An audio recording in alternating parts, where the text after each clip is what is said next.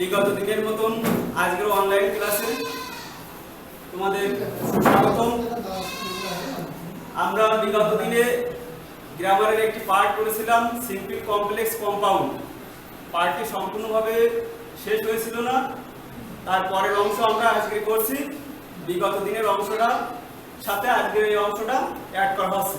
তোমরা সবাই অনলাইনে এটা দেখবে এবং নোট করে রাখবে।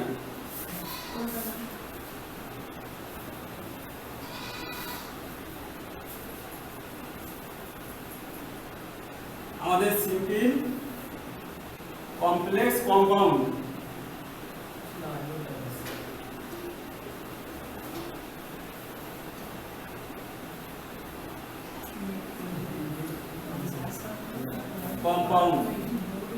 আমরা আগের দিন তিনটে রুল করেছিলাম।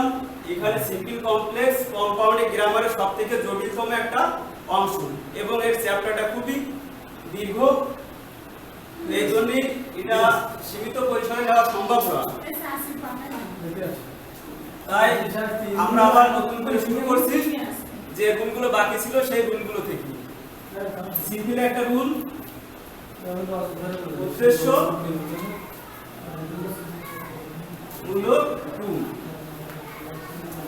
সিম্পল বাক্যে একটা সিম্পল বাক্যের উদ্দেশ্যমূলক টুটির একটা বাক্য থাকে।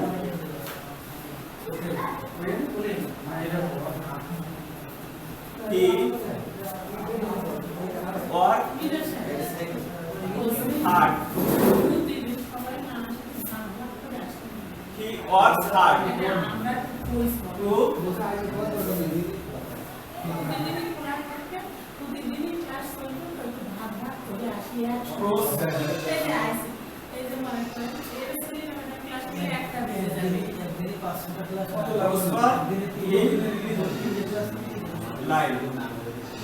এই বাক্যটা আছে সিম্পল আছে হি অর আর প্রসপার ইন লাইফ। এই বাক্যটা অবশ্যই একটা উদ্দেশ্য আছে। কি উদ্দেশ্য আছে?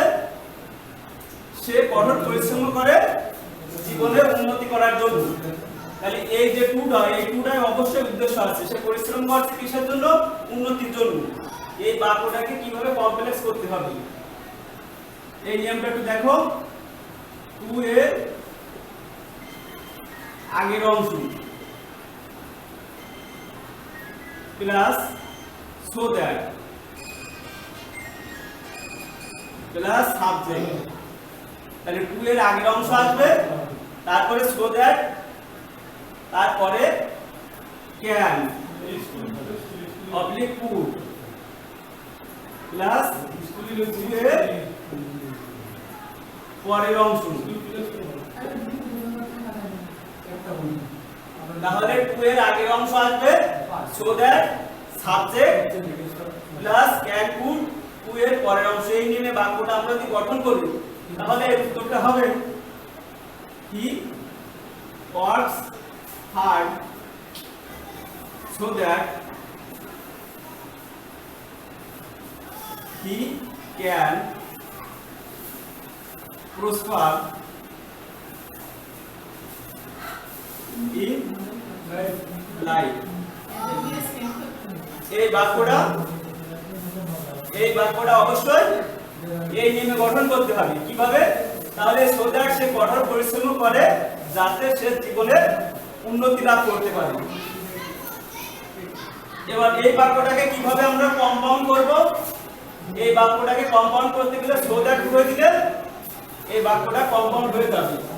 তাহলে কম্পাউন্ড করতে গেলে হি ওয়ার্কস হার্ড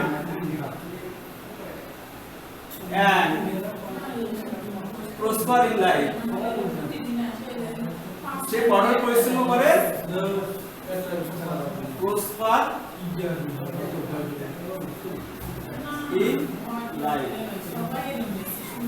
তাহলে হি ওয়ার্কস হার্ড, সে কঠোর পরিশ্রম করে এবং জীবনে উন্নতি করে।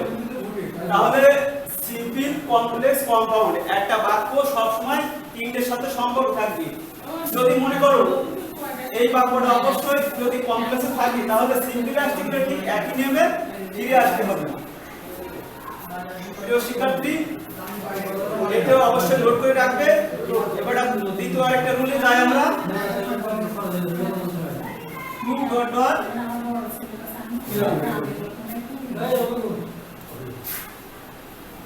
যুক্ত বাক্য।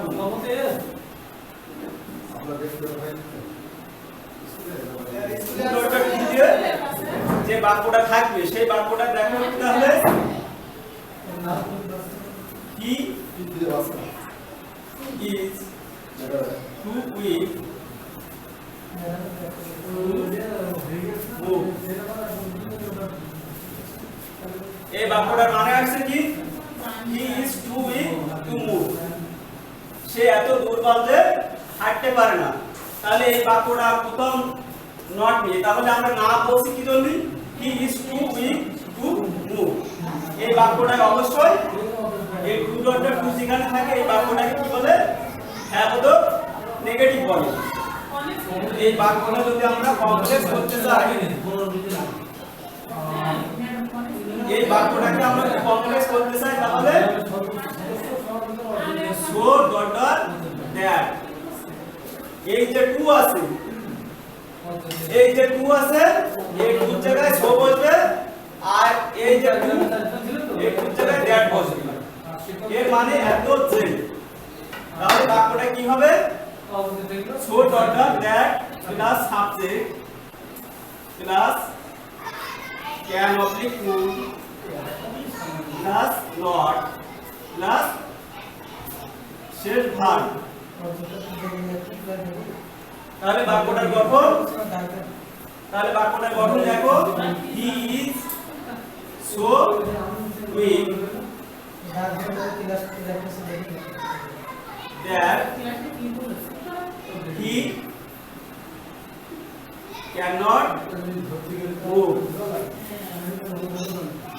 তাহলে বাক্যটা কি হলো এই যে টু ছিল এই টু পরিবর্তে সো আর এই টু পরিবর্তে দ্যাট, তারপরে সাবজেক্ট আসবে ক্যান নট আসবে তারপরে শেষ ভার্ব। আমাদের এখানে কখন ক্যান আর কুড আসবে যখন এই বাক্যটাকে পাস্ট ফর্মে থাকবে। যার অল যদি থাকে তাহলে এই জায়গায় কোন কথাটা আসবে আর যদি ইস থাকে তাহলে ক্যান কথাটা আসবে। এই বাক্যটাকে কিভাবে আমরা কম্পাউন্ড করতে পারি তাহলে কম্পাউন্ড করার জন্য অবশ্যই এই একই নিয়মে যেতে হবে আমাদের কম্পাউন্ডে। যদি কম্পাউন্ডে ভেরি ডট ডট এন্ড কথাটা বলবি শুধুমাত্র এই নিয়মটার ক্ষেত্রে টু ডট ডট টু থাকলে ভেরি ডট ডট এন্ড থাকবে আর টু ডট ডট টু থাকলে সো ডট ডট দ্যাট বসবে। তাহলে আমরা এই বাক্যটা দেখি কিভাবে কম্পাউন্ড করতে হয়। He is very weak and cannot move। সে খুব দুর্বল এবং হাঁটতে পারে না। সে খুবই দুর্বল এবং হাঁটতে পারে না। তাহলে আমরা এই যে ভুলটা করলাম তাহলে একটা বাক্য প্রথমে উদ্দেশ্যমূলক টু ছিল আর পরেরটা হলো টু ডট ডট টু। আমাদের সবসময় মেমোরিতে রাখতে হবে যদি আমরা সিম্পলি যদি নিয়মটা মনে রাখতে পারি আমাদের যত বোর্ডে যত প্রশ্ন আসে বিভিন্ন মডেলে যত প্রশ্ন আসে সব এই নিয়মে কিন্তু প্রশ্নটা থাকে আমাদের এই নিয়মে কিন্তু উত্তরগুলো যাবে। এবার পরে আমরা আরেকটা নিয়মে আসি ইনস্পাইট অফ যুক্ত বাক্য। ইনস্পাইট অফ দিয়ে যদি সিম্পলি একটা বাক্য থাকে সেই বাক্যটাকে কিভাবে কমপ্লেক্স করতে হবে তাহলে ইনস্পাইট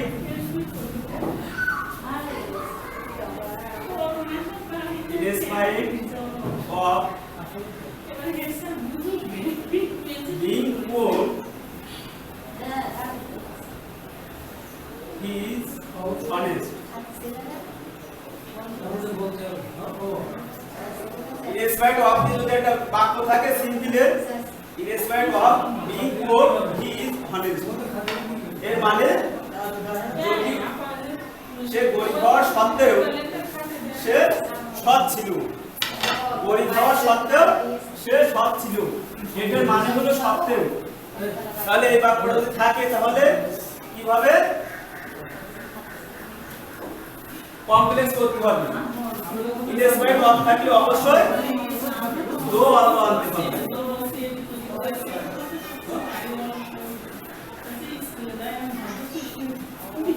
दो अपने প্লাস সাবজেক্ট আনতে হবে। কি আনতে হবে? এই বাক্যের সাবজেক্ট কি আছে? এই হি আছে, সাবজেক্ট। এই সাবজেক্ট আনতে হবে। সাবজেক্ট প্লাস একটা বিভাগ। সবাই লক্ষ্য রাখবে আমাদের ক্লাসে লিখে दो ऑल्सो प्लस सब्जेक्ट प्लस विभाग plus object plus comma plus দ্বিতীয় বাক্য। তাহলে এই নিয়মে বাক্যটাকে গঠন করতে হবে। অবশ্যই এই নিয়মে বাক্যটাকে গঠন করতে হবে। যদি সিম্পলে থাকে তাহলে বাক্যটা কি হবে? দো he is poor, he is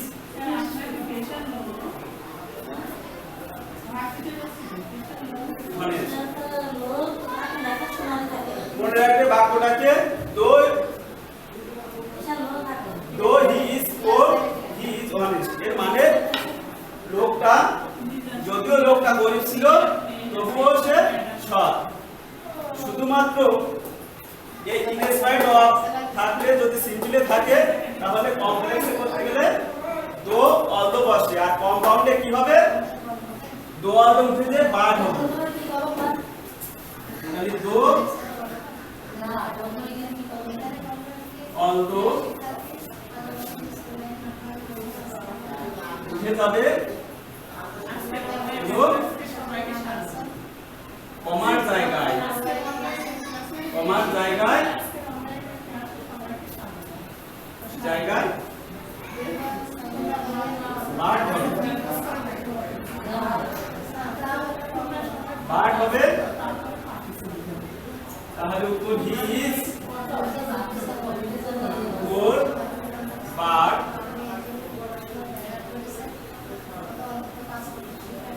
honest। লোকটা গরিব হলেও সে গরিব কিন্তু সৎ। তাহলে আমরা একই নিয়মে যাব।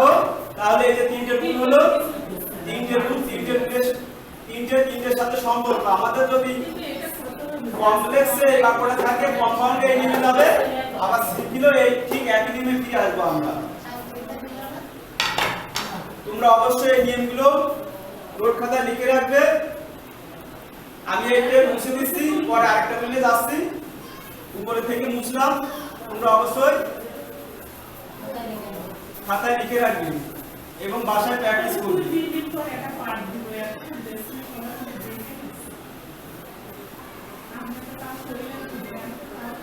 আরেকটা নিয়মে যায় আমরা প্রেজেন্ট পার্টিসিপল দিয়ে, যদি একটা সিম্পল একটা বাক্য থাকে সেই বাক্যটাকে কিভাবে কমপ্লেক্স করতে হয়। প্রেজেন্ট পার্টিসিপল দিয়ে যদি বাক্য থাকে, প্রেজেন্ট পার্টিসিপল যুক্ত যদি বাক্য থাকে সেই বাক্যটাকে কিভাবে কমপ্লেক্স করতে হবে। সিম্পলি একটা বাক্য ড্রিঙ্কিং ওয়াটার, ড্রিঙ্কিং ওয়াটার, পানি পান করি। এই একটুখানি মানে ড্রিঙ্কিং ওয়াটার, পানি পান করে he wanted to save money। তাহলে ড্রিঙ্কিং ওয়াটার এই বাক্যটা প্রেজেন্ট পার্টিসিপল বাক্য। ভার্বের সাথে যে বাক্যটা আইএনজি থাকে সেই বাক্যটাকে কি বলে? Present participle. ড্রিঙ্কিং ওয়াটার পানি পান করে সে টাকা বাঁচাতে চেয়েছিল। এই বাক্যটা যদি সিম্পলি থাকে এই নিয়মে, তাহলে কমপ্লেক্স করতে গেলে নিয়মটা where as since এই তিনটে থেকে যে কোনো একটা বসালে হবে where as since plus subject আসবে এই বাক্যে সাবজেক্ট কই সাবজেক্ট হলো হি সাবজেক্ট আসবে তারপর ভার্ব তারপর অবজেক্ট তারপর কমা প্লাস দ্বিতীয় বাক্য তাহলে সিন্স অ্যাজ হোয়েন এই তিনটে বসিয়ে আমাদের এই কমপ্লেক্স এই নেম প্রেজেন্ট পার্টিসিপেল থাকলে এই কমপ্লেক্সটা ঠিক এই নেমে আসবে তাছাড়া অন্য কোনো নিয়ম দিলে আমাদের কমপ্লেক্স হবে না তাহলে আমরা একটা লিখি সিন্স সাবজেক্ট কে আছে সাবজেক্ট আছে হি আমরা সেই হি কে দিয়ে যাই সিন্স হি এই যে ভার্বটা আছে ড্রিঙ্কিং এই ভার্বটা আমরা কোন নিয়মে গঠন করব দ্বিতীয় বাক্যের যে ভার্বটা থাকবে আমরা সেই নিয়মে ভার্বটা অবশ্যই লিখতে হবে তাহলে দ্বিতীয় বাক্যের ভার্ব কিসে আছে পাস্ট ফর্মে আছে তাহলে এই বাক্যের ভার্বটা অবশ্যই পাস্ট ফর্মে লিখতে হবে since he drank since he drank water এর মানে হলো যেহেতু সে পানি পান করেছিল কমা দিলাম সেহেতু কমার অবশ্যই একটা মানে আছে এই ধরনের বাক্য অবশ্যই কমা না দিলে বাক্যটা ভুল হবে কমপ্লেক্সের সময় সিন্স হি ড্রাঙ্ক ওয়াটার যেহেতু সে পানি পান করেছিল হি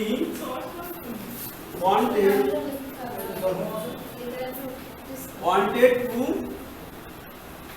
save money তাহলে he wanted to since he drank water যেহেতু সে পানি পান করেছিল he wanted to save money সেহেতু সে তার টাকাটাকে বাঁচিয়েছিল তাহলে অবশ্যই যদি আমাদের কমপ্লেক্সে এইরকম যদি কোনো বাক্য থাকে সিন্স দিয়ে বা অ্যাজ বা হোয়েন তাহলে ঠিক আমাদের এই নিয়মে আবার সিম্পলি ফিরে আসছে সিম্পলি তখন আসতে গেলে এখানে যে ভার্বটা থাকবে অবশ্যই প্রেজেন্ট পার্টিসিপল আর অবজেক্ট আনবে সাবজেক্ট আর সিন্স উঠে যাবে আর দ্বিতীয় বাক্য বসায় দিলে উত্তর সিম্পলি হয়ে যাবে তাহলে এই বাক্যটাকে কিভাবে আমরা কম্পাউন্ডিং করব এখান থেকে সিন্স অ্যাজ হোয়েন যা থাকবে সেটা উঠাই দেব আর এই কমার জায়গায় এন্ড বসায় দিলে আমাদের কম্পাউন্ড হয়ে যাবে তাহলে since he drank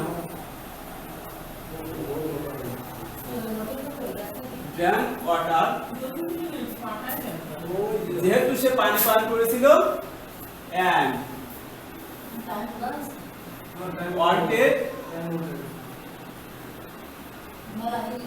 wanted to save money